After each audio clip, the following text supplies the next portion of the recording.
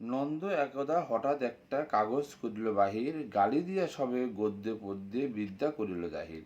করিল ধন্য দেশের জন্য নন্দ খাটিয়া খুন, লেখে যত তার দ্বিগুণ ঘুমায়, খায় তার 10 গুণ। খাইতে ধরিল লুচি ও ছোলা সন্দেশ থাল থাল, সকন সকলে বলিল বাহবা বাহবা নন্দলাল।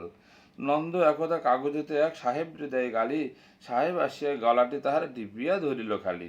নন্দ বলিল আহা হা, করো কি ছাড়ো না চাই, কি হবে দেশের গলা টিপুনিতে, আমি যদি মারা যাই।